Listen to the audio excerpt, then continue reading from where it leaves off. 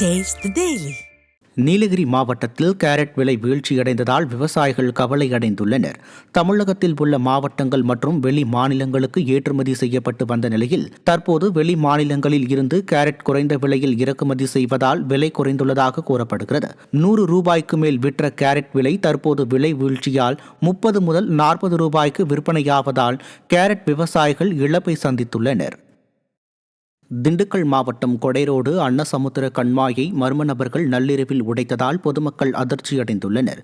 அம்மைநாயக்கனூர் பேரூராட்சி மற்றும் 100க்கும் மேற்பட்ட கிராமங்களின் குடிநீர் ஆதாரமாக விளங்கும் அன்னசமுத்திர கண்மாய் தொடர் மழையால் நிரம்பி மறுகால் பாய்ந்து கருக்காட்சி ஓடையில் பாய்ந்தது.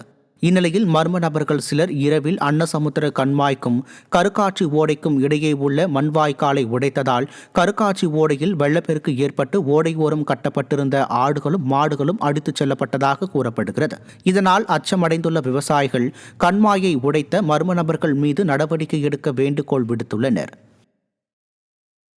திருப்பூர் மாவட்டம் உடுமலை பஞ்சலிங்க அருவியில் தடுப்புகளை தாண்டி தண்ணீர் ஆர்ப்பரித்து கொட்டுவதால் பாதுகாப்பு கருதி சுற்றுலா பயணிகள் குளிப்பதற்கு தடை விதிக்கப்பட்டுள்ளது. இருப்பினும் திருமூர்த்தி மலை அமனலிங்கேஸ்வர் கோவிலில் தரிசனம் செய்ய அனுமதிக்கப்பட்டுள்ளது. அருவியில் குளிப்பதற்கு 7வது நாளாக விதிக்கப்பட்ட தடையால் ஐயப்ப பக்தர்களும் சுற்றுலா பயணிகளும் ஏமாற்றமடைந்தனர்.